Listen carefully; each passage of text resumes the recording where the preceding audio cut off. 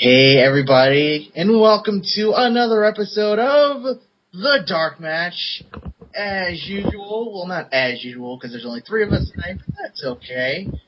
I'm No Leaf Clover.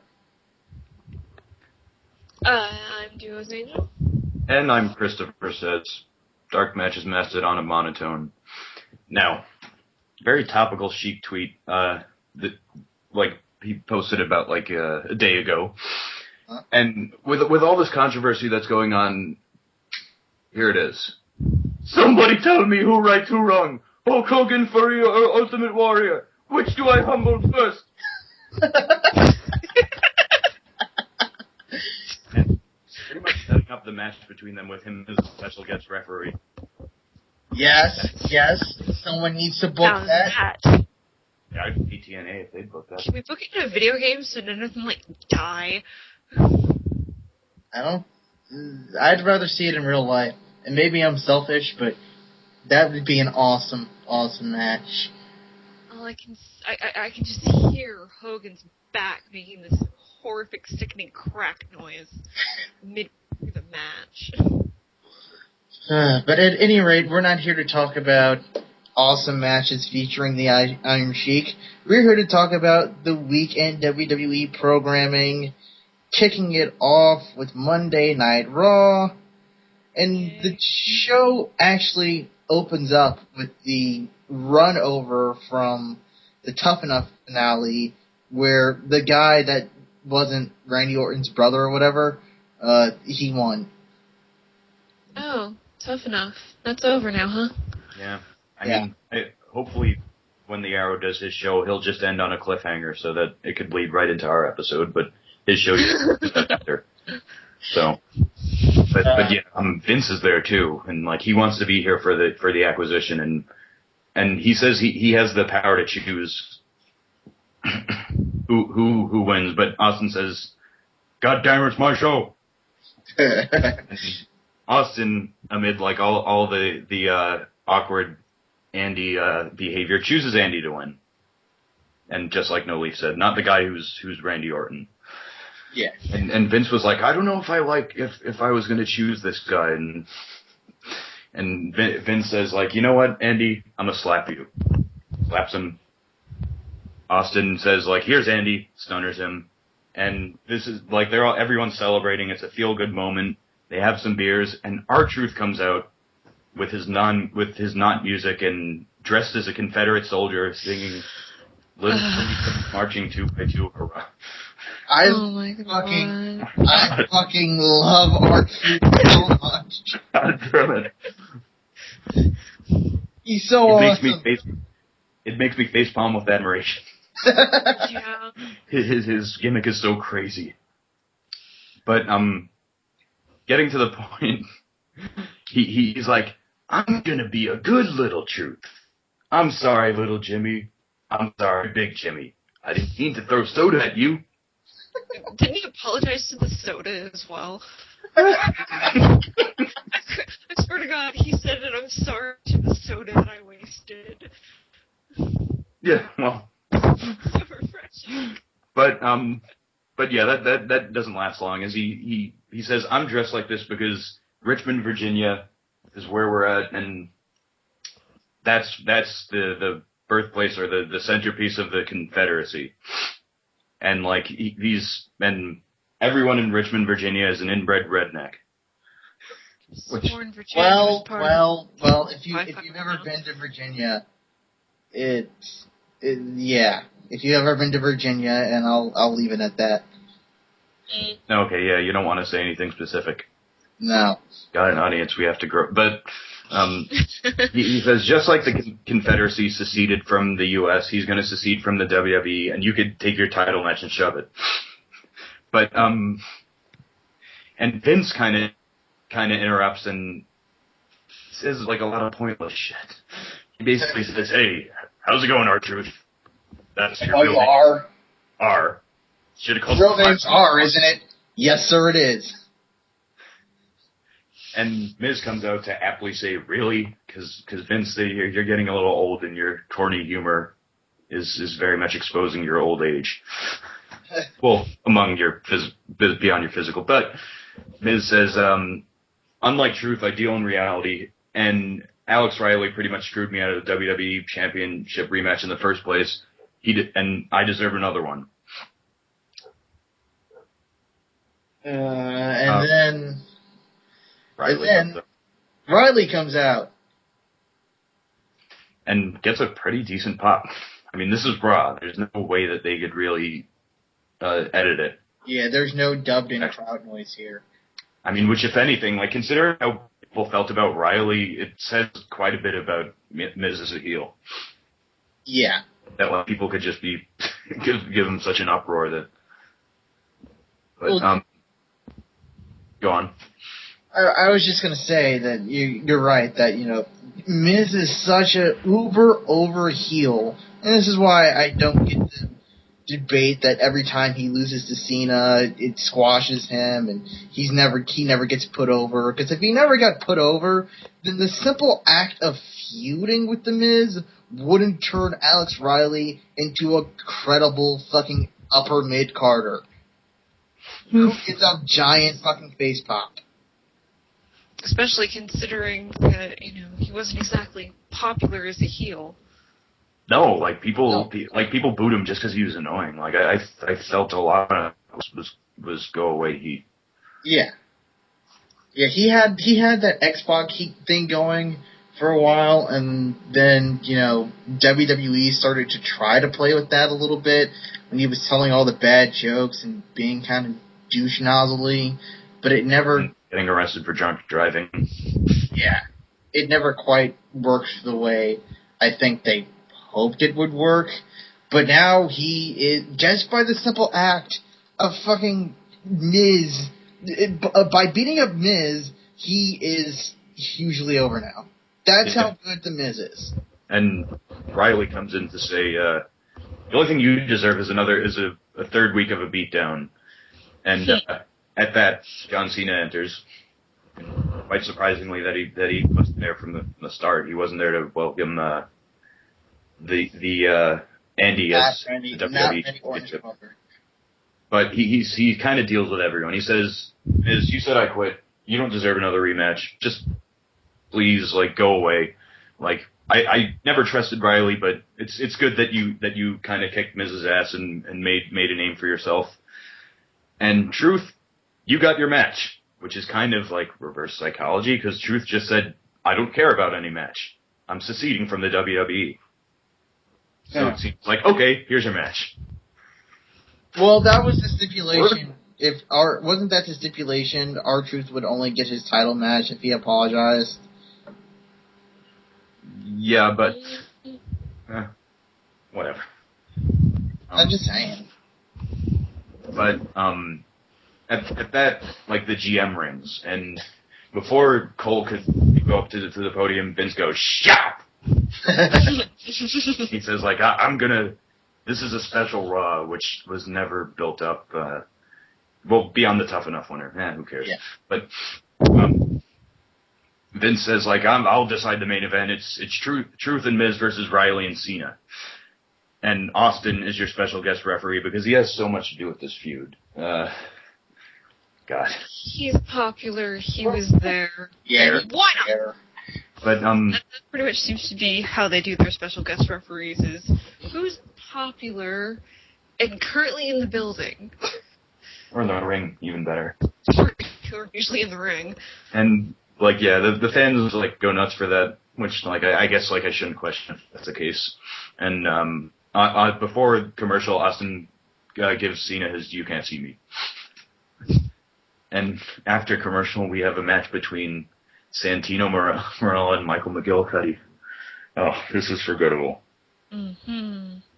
And specifically because the only thing I remembered from it was when Santino first motioned as if to do the Cobra, he did the sort of fuck you gesture, haha, and as soon as McGillicuddy saw that he was doing it, that fucker made a beeline for one of the corners and just started lying down on his back. No, not the Cobra! Not the Cobra! Ugh. But yeah, Otunga was going to interrupt, but Santino gets the Cobra. And he wins. And we're back to this. They were downplaying that. Like, why can't Santino be... Like, he's a good comedy wrestler.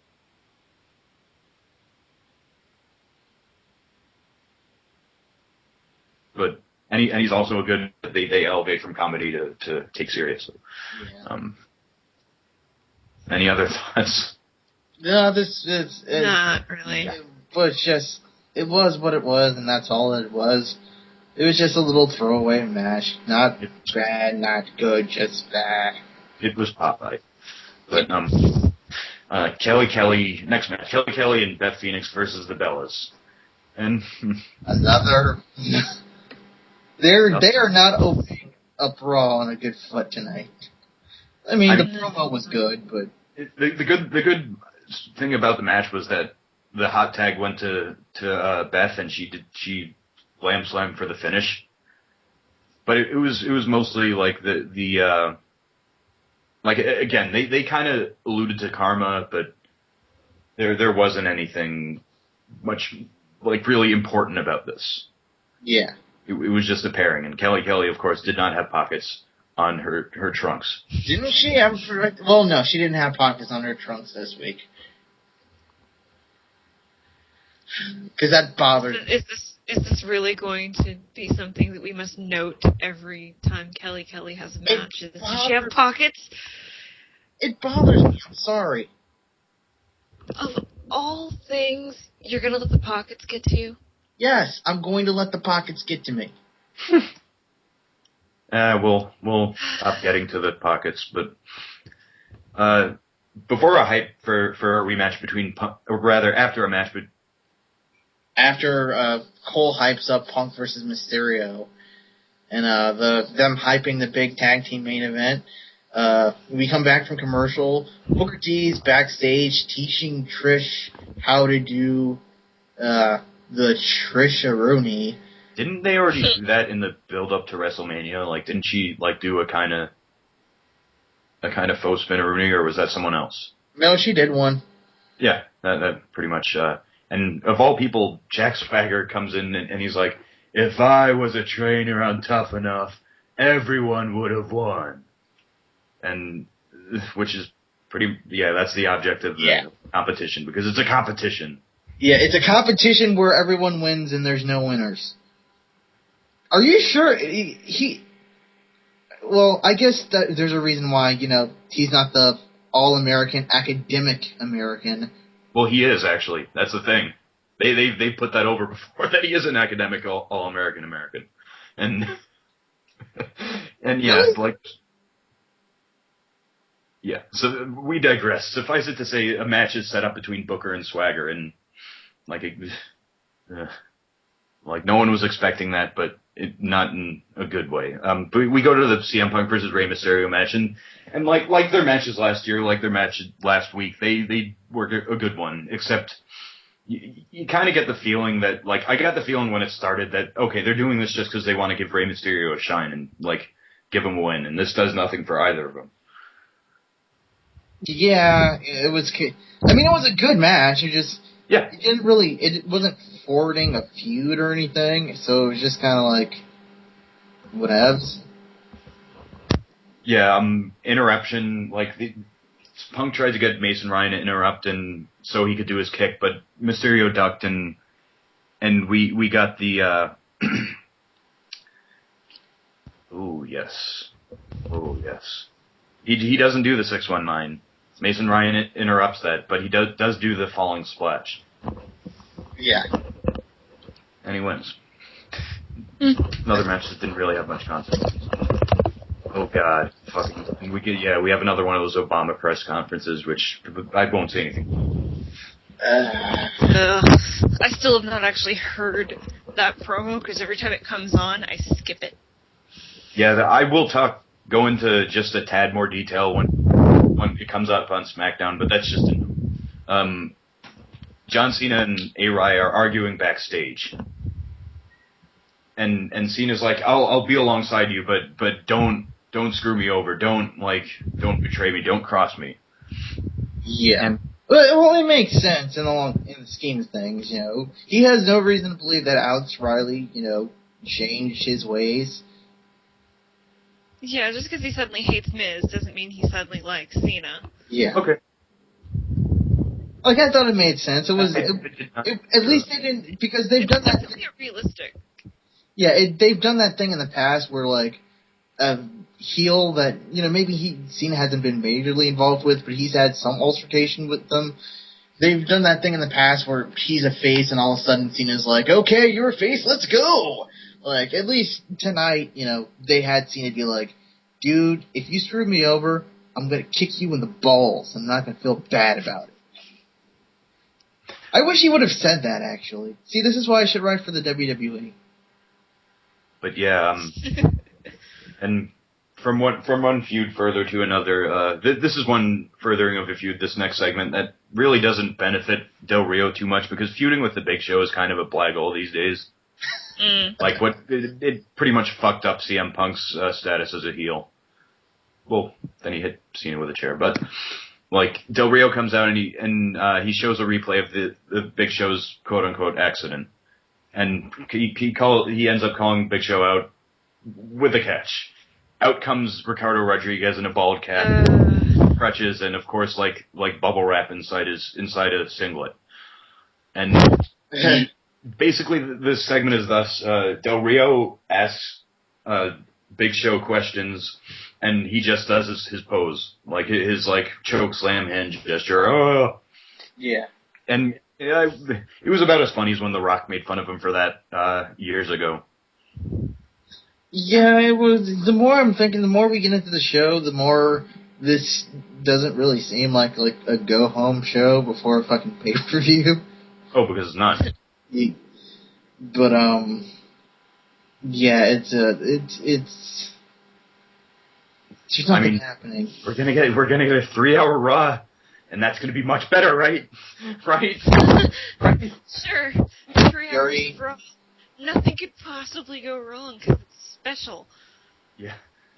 We're new. And it's new school. It's not old school, so it's definitely gonna be good. Crap.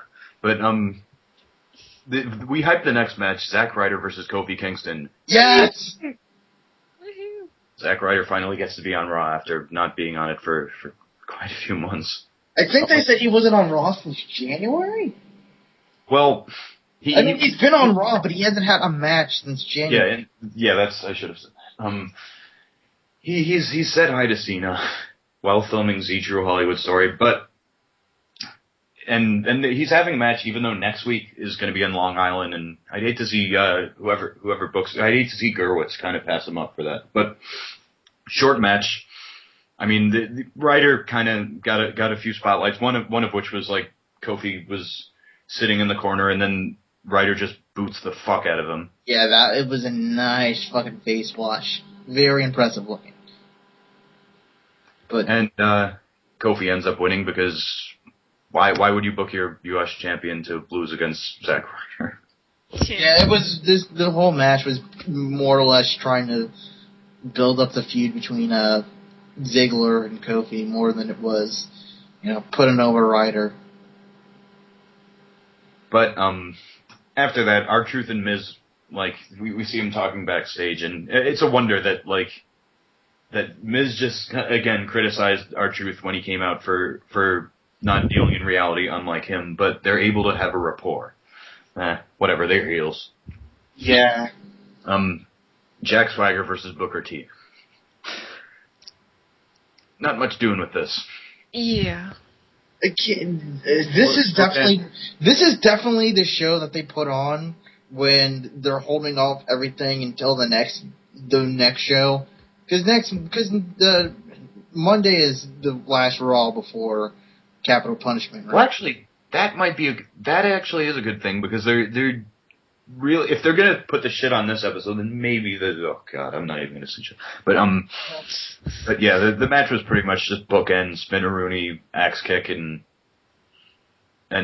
Swagger rolls out and gets counted out.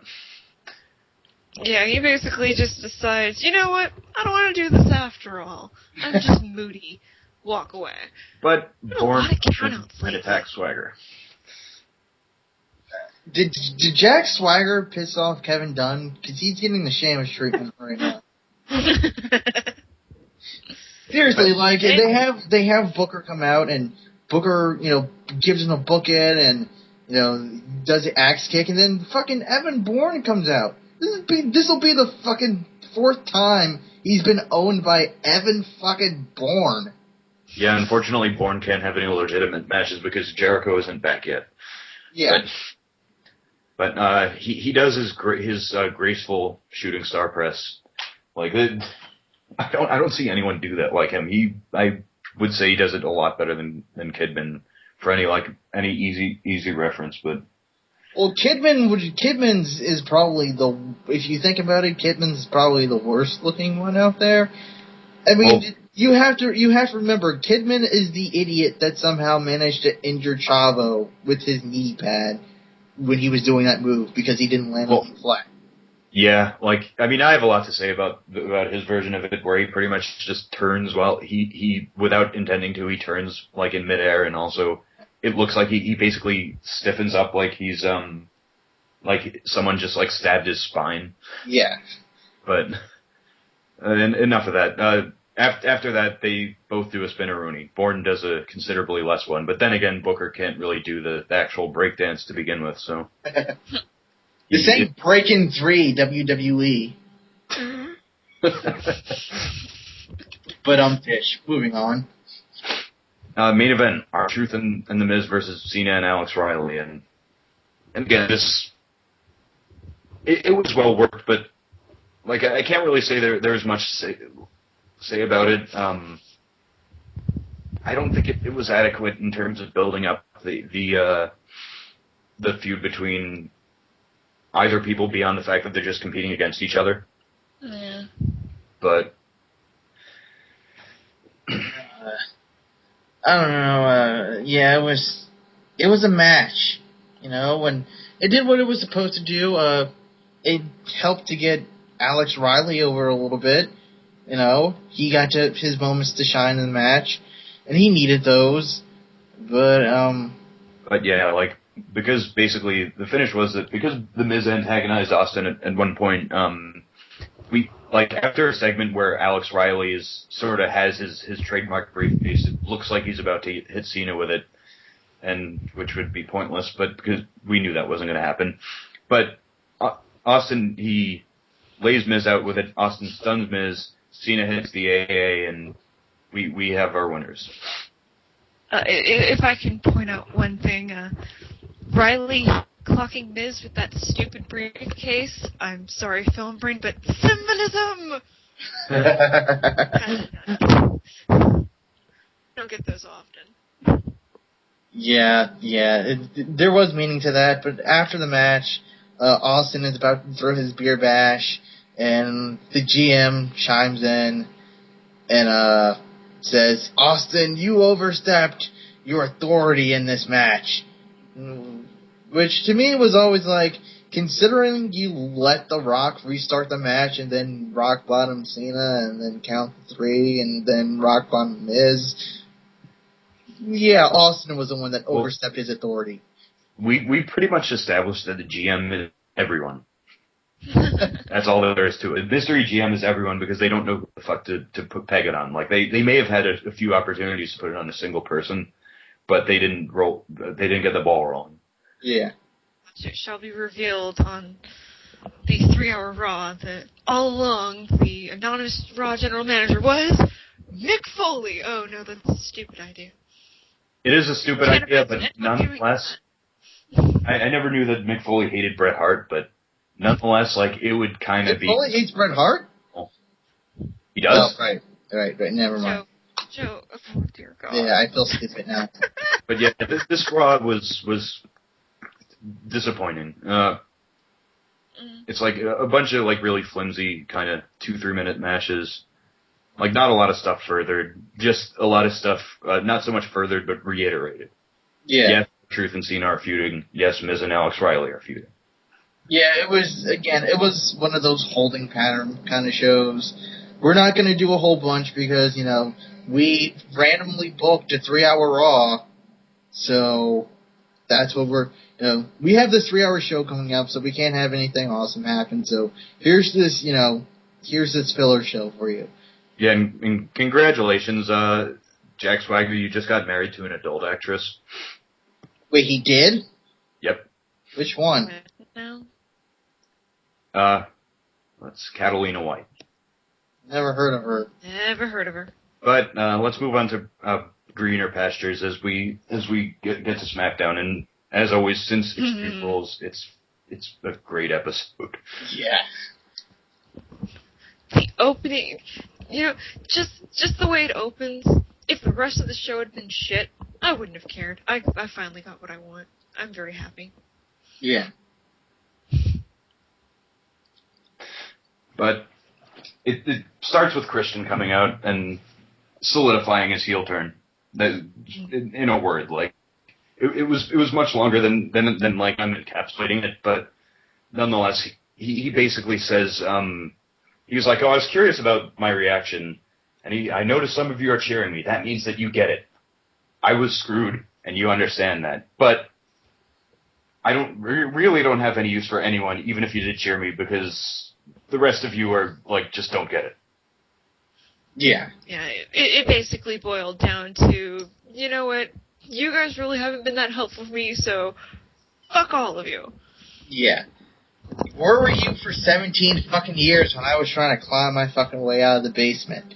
Yeah. Where the hell were you when you were cheering on, a match of me versus Orton? Even though I'd had a match 5 days earlier, a grueling match at that. It was.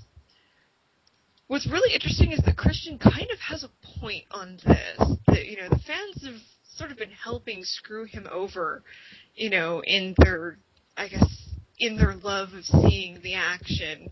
It's more that they care more about seeing the matches than if it's actually fair. It's kind of that sort of angle. Yeah. It is. I guess it's that way to us. It probably isn't that way to anybody else. I mean, speaking of symbols... I overthink things. Yeah, no, and speaking of symbolism and overthinking, it's like, Vince doesn't think that Christian is a draw. So the WWE audience, which is supposed to be what gets Vince money and who Vince is listening to, keeps screwing him over. Yeah. But, either way, in the midst of the promo, Christian, he's like, I don't want to talk to you. The only one I do want to talk to is Cole. Ugh. And it's like... Instant heel heat. Yeah, that does get... For this segment so fast.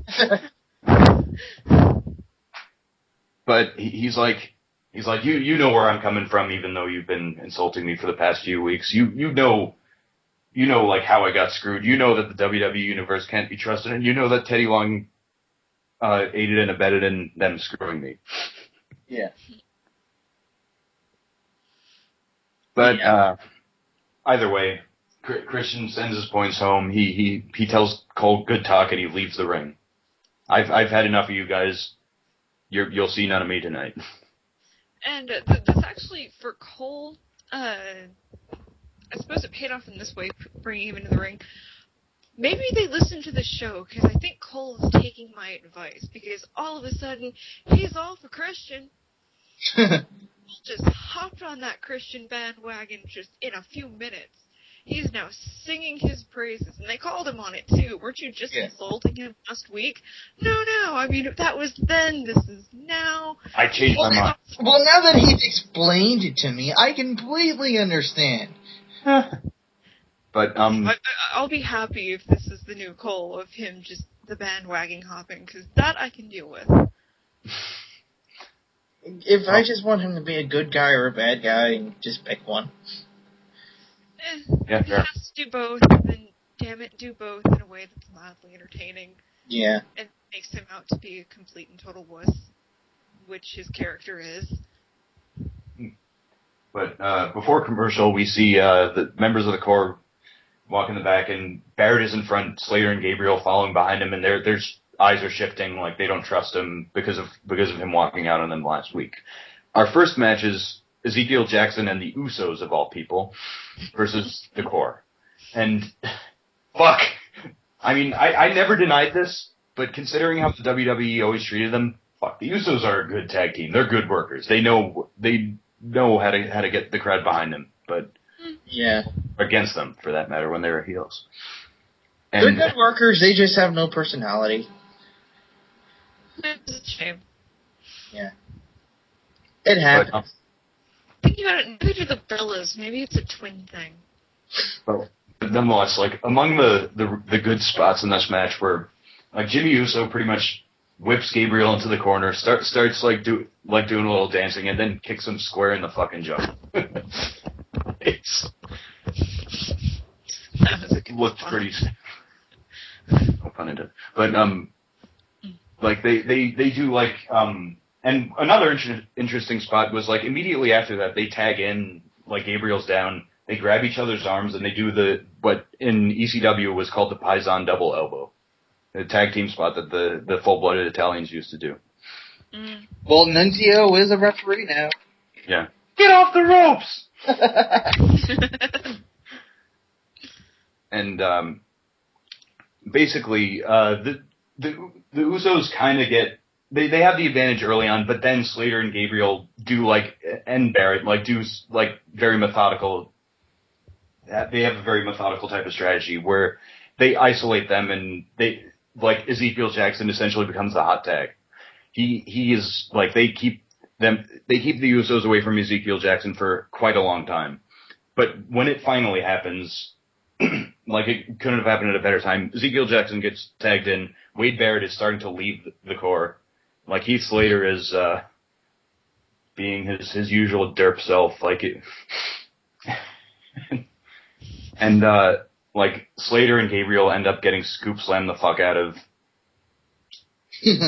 Jimmy and Jey Uso hit a double super kick on Gabriel, and Zeke Jackson backs Slater. Yeah, torture rack. Yeah. Or Slater? Oh yeah, it was the reverse. My mistake. Gabriel gets the torture rack, and the Usos super kick Slater. Yeah. So your winner, Big Zeke and the Usos. The Usos won a match. The Usos won a match. Wouldn't have been thinking Zack Ryder hasn't. Oh boy. Give it time. But shit, it was a good match, all things considered. I mean, again, Usos good workers. The core decent. I together not really. I'd much rather see Gabriel have a singles career. Zeke Jackson fucking kryptonite to any kind of thing that would be considered a good match. And Teddy Long is betting on, I guess, the Belmont Stakes. Yeah. Sheamus says, he won a match with Christian fella. Encapsulation. And he's like, oh, I blame you. I blame you for making Christian the guest referee, so I want Christian in the ring. And Teddy's like, I do that. I'll give you something even better. You have a no DQ match with Randy Orton. How is that better? Well, it's not for the title, so yeah, how is it better? Yeah.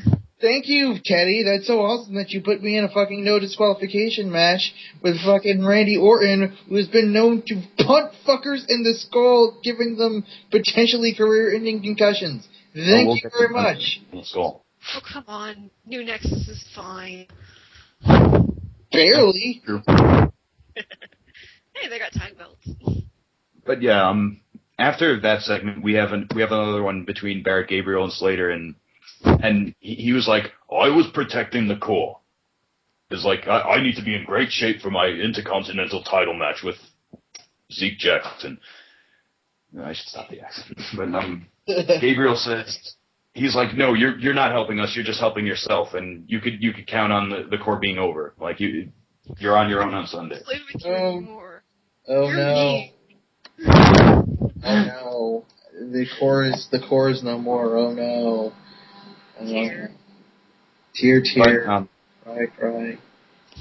After we find out that Randy Orton has just arrived, we go to our next match. Trent Beretta, another shocker. I mean, he's been on SmackDown, but yeah, he for the same reason he is this week. He's jobbing to Jinder Mahal.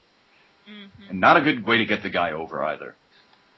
It's like no hype promos. Del Rio faced Mysterio and took him out the first time he came around.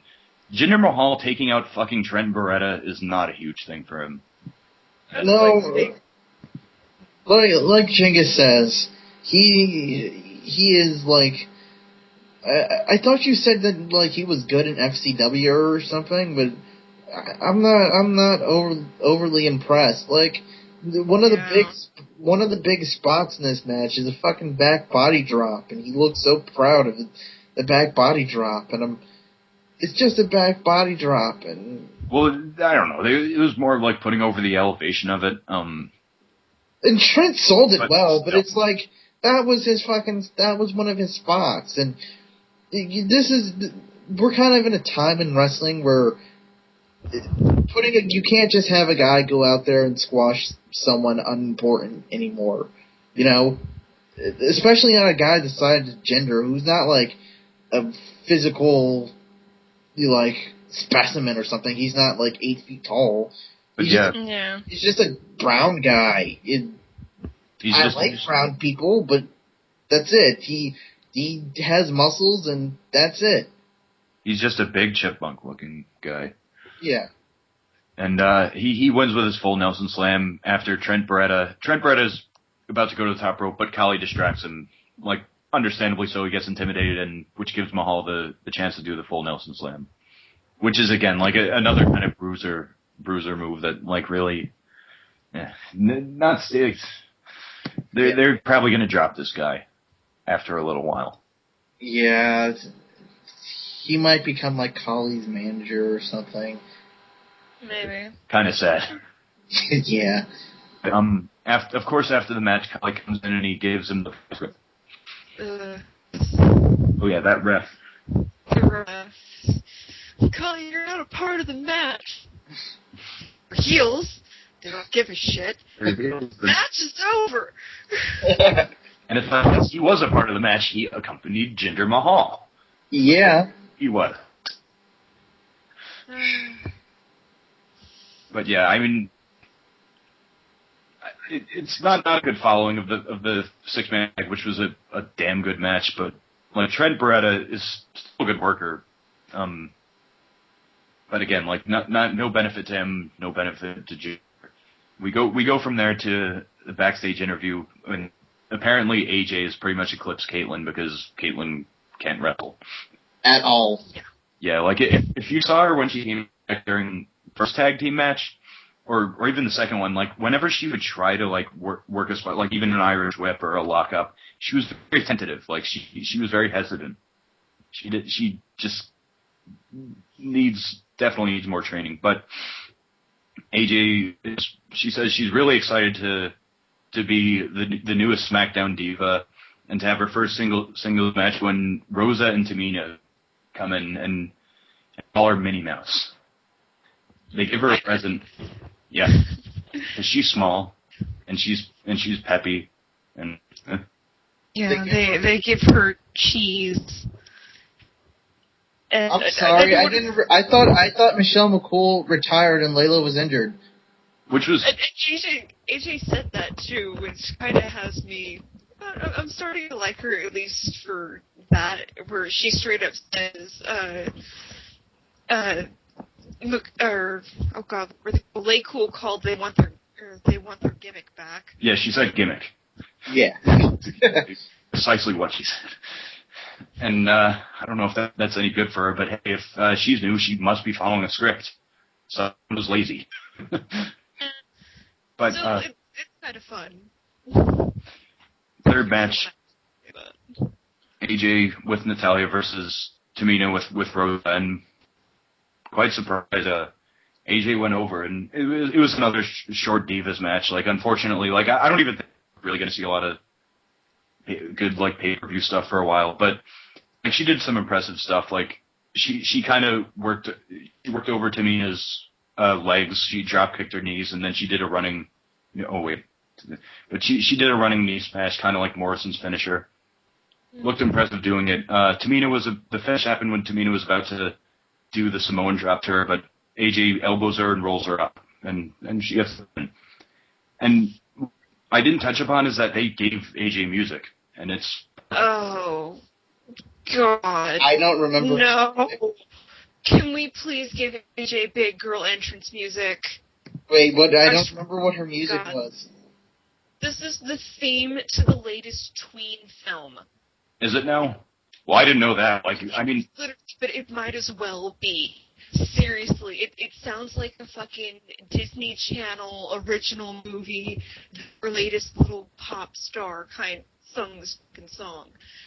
Please, oh God. Still find it fitting. I suppose, but it's... Ugh.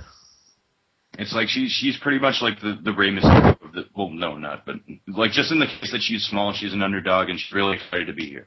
Okay, yeah, but Rey Mysterio gets, like, big music, makes him sound big. They basically are...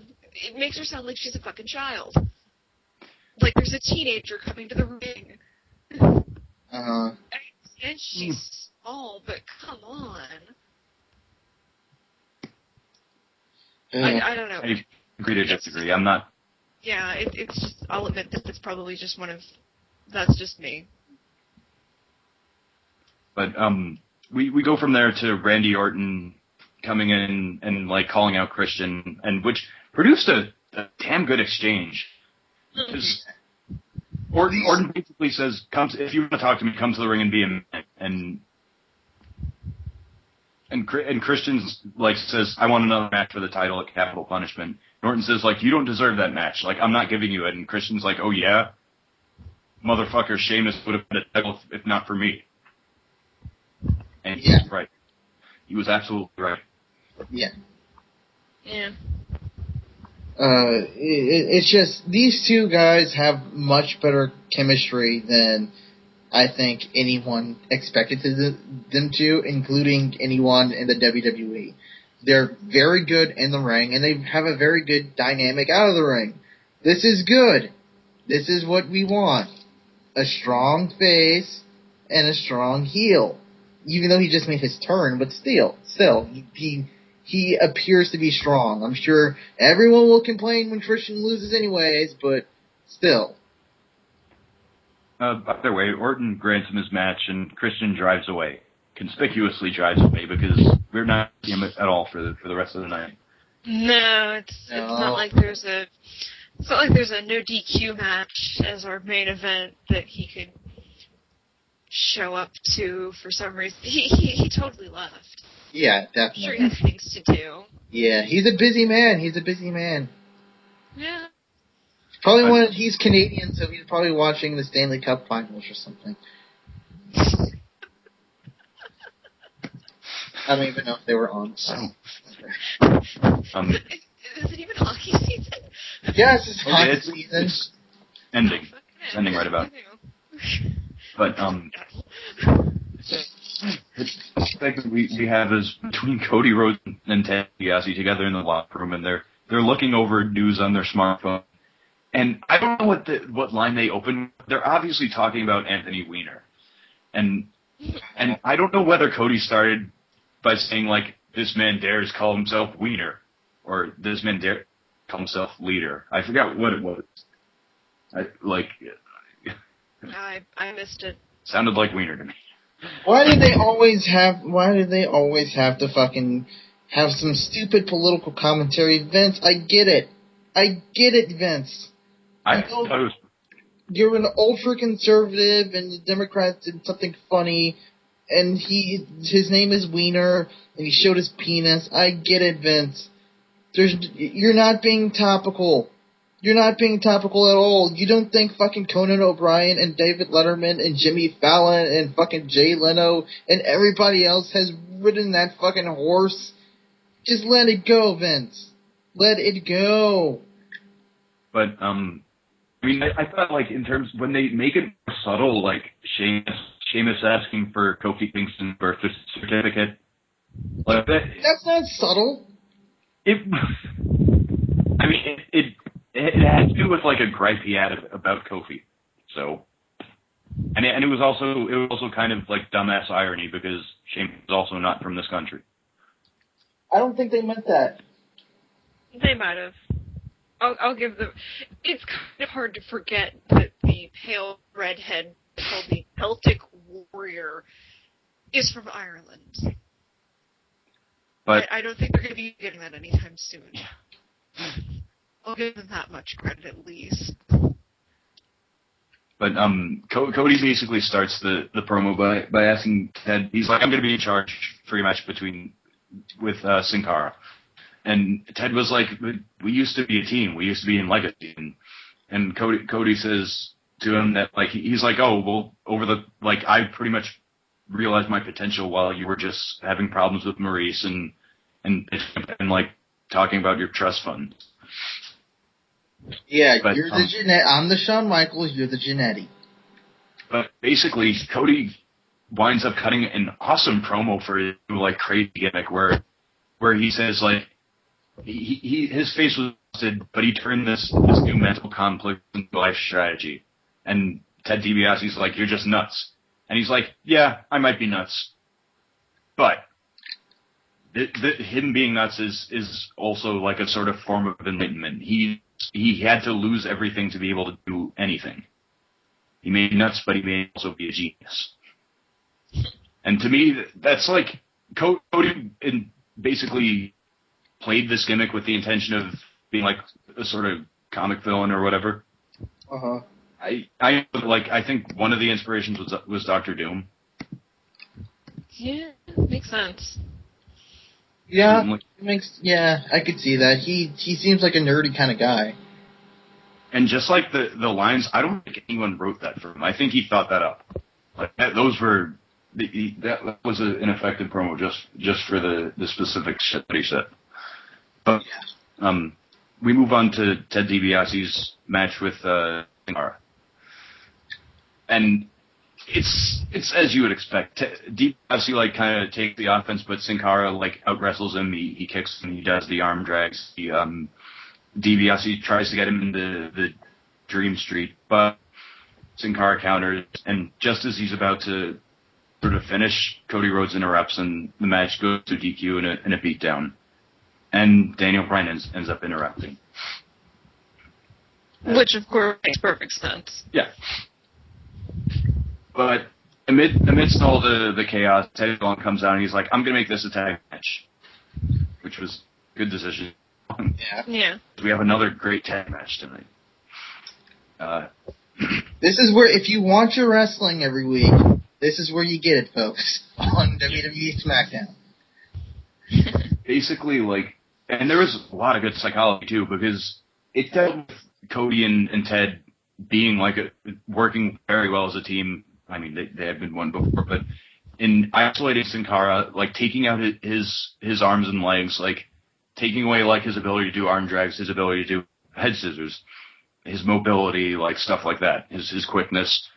And the hot tag is a delayed one, a very delayed one, where you have a lot of things like Daniel trying to like reach away, but Sin Cara is pulled away, and the ref gets distracted, stuff like that. When it finally comes time to tag Bryan in, he pretty much like comes in, as any commentator would say, like a house of fire. And one of the things he did, he just basically pops like a belly to belly to Ted, like he's doing, like he's just taking a walk. It was awesome. The finish happened when he goes up to the top to do, I guess, like his missile dropkick. Cody Rhodes tries to interfere, but he stays up. DiBiase tried to catch him, but instead Daniel Bryan puts him in a guillotine choke and transitions that into the lapel lock. Tap win. Yeah, alright, sorry, I got distracted for a second. Oh, well, anyways, yeah, I really did like this match. It was I had kind of stopped paying attention to the show for a little while, and then I very quickly regained my focus when this match was on, which makes it funny that I completely drifted off while watching iParty with Victorious right there. Oh. Kenan Thompson's on the TV. Well. What? Just moving on. I'm also speechless. We move on to Yeah. We move on to Johnny Curtis. Fucking do it. Goddamn. Because why the fuck not at this point? Hi there. I'm season 4 on NXT, but I've only been on television twice. Turns to the camera, and he's like, I'm not going to be bitter like every other WWE superstar, but I have this. And there's a potato chip. I'm going to take a chip and eat it. Potato chip on his shoulder. Yeah. It was a pun this time.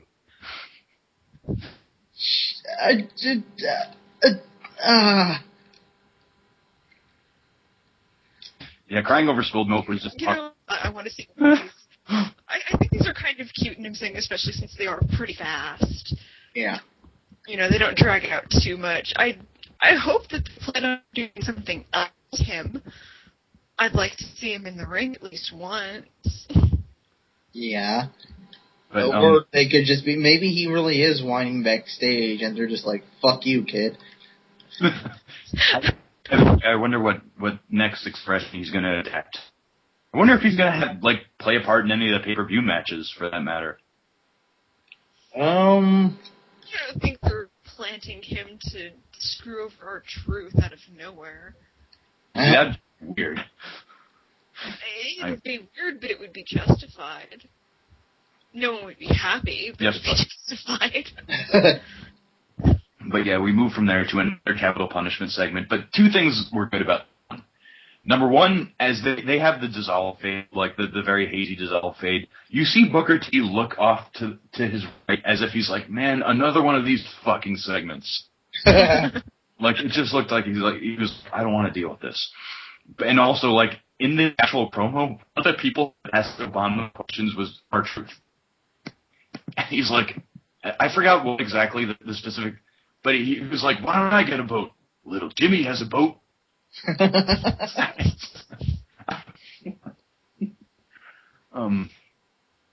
Yeah.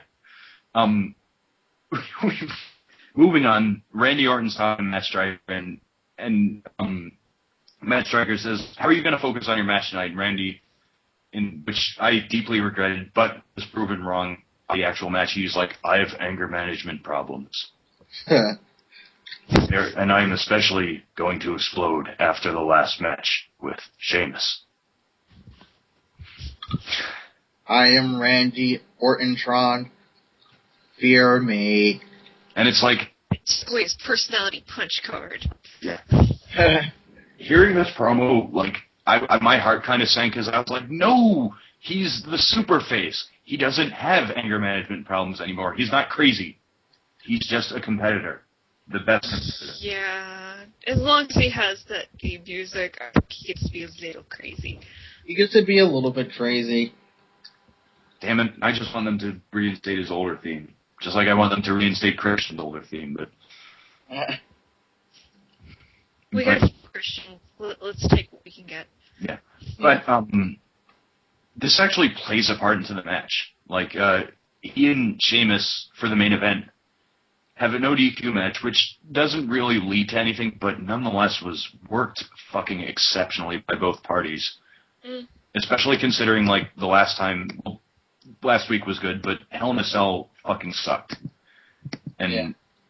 And like, this was a pay-per-view quality, well, it's the recent this was a pay-per-view quality match. This was the kind of match that they probably should have had, the other times they've actually wrestled on pay-per-view. Yeah. And a lot of it was Sheamus getting the advantage. And there was a very clear-cut reason for it, which Orton alluded to in his previous promo. Every time, like, Orton was, like, getting a shine, he always stopped, contemplated, started looking crazy, and was about to do, like, a spot where, say, Sheamus' head is on the steel steps and he's just about to curb stomp his head. But he slows down too much. He's, like, obsessed. He's crazy. And every time, like, he tries to get a shine, like, Sheamus just completely one-ups him. And a lot of the match is a beatdown. But nonetheless, they make it look good.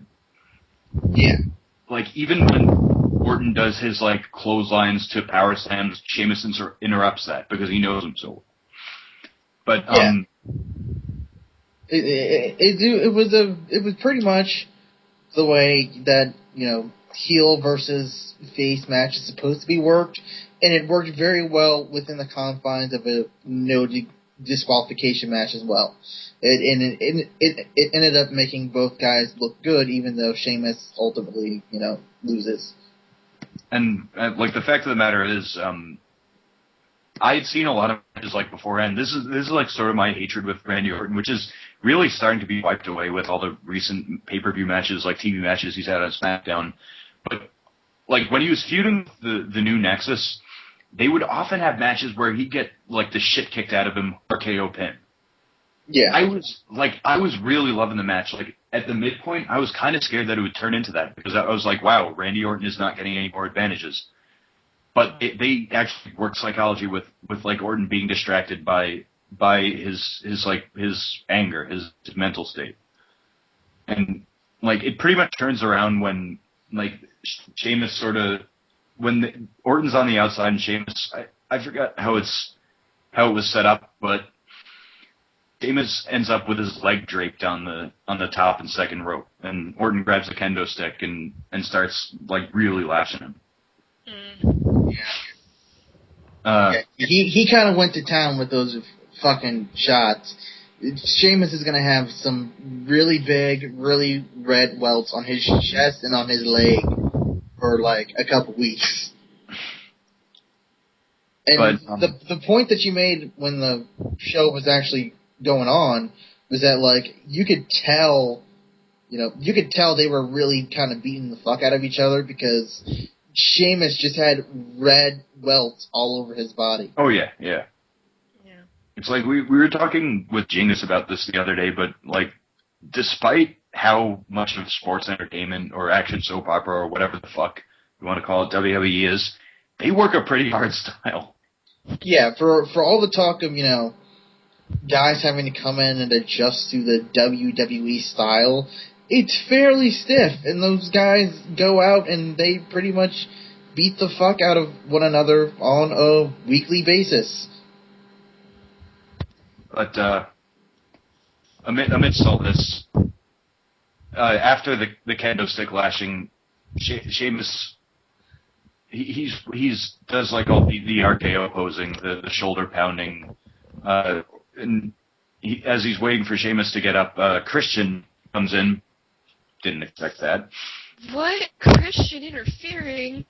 Oh my god! I thought he left. Swerve! He just shouldn't have had that promo of him driving away. I am completely shocked. The thing is that okay,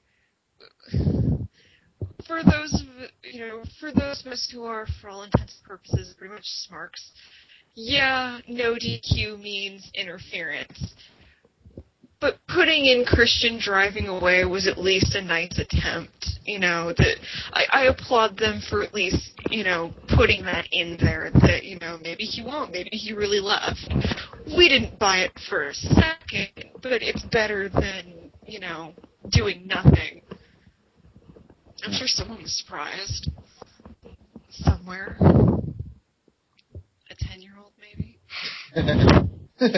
Well, the audience... There had to be someone out there that thought that Cena wasn't going to come back.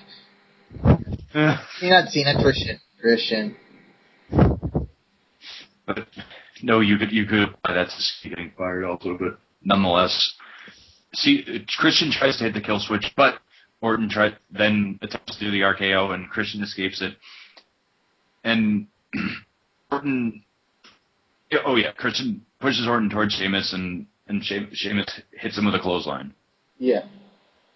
And we have a near fall. Signaling for the high cross, he attempts it, but Orton gets out of it. Orton runs away, and Sheamus tries to hit the bro kick, like in a very quick motion. Christian hits Orton with the title belt, and it puts Sheamus over him, and Sheamus wins. I don't know what this is going to do. Personally, I actually think that they might have Sheamus participate in the Capital Punish. Like, it might turn into a three-way, but... I hope not. Yeah. We'll see. I think that might be good, but if they're going to take liberties like that, then they might even turn it into a four-way with Mark Henry. I really don't want to see that. But for a little bit of solace, like, they've been doing this weird thing during the dark match where Mark Henry comes out and they play all these different entrance themes, but no one like comes out to him. Like, they would play Vince McMahon's, and they would play Austin's, and I think they even played some kind of jobbers, whether it was Santino or Zack Ryder. I forgot what it was. But and Mark Henry just ends up getting pissed and walking away. This seems to be his new gimmick. Is that someone is screwing with him? There's another conspiracy brewing in the WWE. Yeah, but either way, like average to mediocre episode of Raw, decent as usual episode of SmackDown. Yeah, it's kind of. I hope it doesn't fall back into the way that it is that it starts to be like going into the fall. I mean, it's only summer now, but still, like the way it is where Raw is always just kind of mediocre and icky, and then SmackDown's the best show. I hope it doesn't get back to that. Then again, if it does get back to that, then we'll have a lot more to talk about with Raw. I mean, God only knows, like, we didn't get to the fact that the 3-hour Raw on Monday is going to feature also people from SmackDown, so. Yes, there will be a 3-hour WWE All-Star show, which I am happy because I don't review that one, so that works for me. Yeah. I think we're all safe, actually. But again, not getting my hopes up. They had the 900th episode, they had the viewer choice episode, both of them blew chunks. Yeah. At any rate, with all that said, it's time once again to play our favorite game, What Got More Screen Time Than Jay Lethal? And you know what? Zack Ryder actually got more screen time than Jay Lethal. Yeah, Zack Ryder used to be so good. I didn't even get as much screen time as Jay Lethal, who got very little to begin with, but to digress, hold on. I'm at a loss. Oh yeah, Kali not even being in the match got more screen time than Jay Lethal. Christian's fake out driving away got more screen time than Jay Lethal. A.J. Lee's really orangey fake tan got more screen time than Jay Lethal. I don't have another one. Yeah, that's made up for lost people. Yeah, there's our fourth. Yeah. Well, on that rate, on that bombshell, we must end. This has been the 40th episode of DarkMatch, I believe. Yeah. It seems like just yesterday. We were mere children on the internet, and now hundreds of people know our names. Yeah. Well, more like dozens. 100 of people know our names. Yeah, 100. I think we might actually still be more famous because we're recognized in the forums. Yeah, well, we're recognized on the forums by the people that stick strictly in the wrestling forums. We went a long way from doing that that Royal Rumble episode with two of the people that we very much love and appreciate, and two other people that we've never heard of and never will hear of again. I thought I used the portal to fucking shunt them out of reality. I think you did. How could you do that if they don't exist? Okay, you just blew my fucking mind. Is the show over? Here is done. No, the show's not over. Shut up, War Machine. Oh my god, I'm so sorry. War Machine. But either way, this has been the Dark Match. Episode 40. We will not make a celebration for episode 50, even though that's a much more bigger accolade. Well, if Magpie has his way. We'll do something. Yeah. Magpie has his way. Anyways, I'm No Leaf Clover. I'm your chick duo's angel. I'm the Mastodon of Monotone, Christopher says. And we will see you next time. Good night, and good luck. Say goodnight. I am Mr. War Machine. That doesn't count! Mr. Burishing should have come on the show.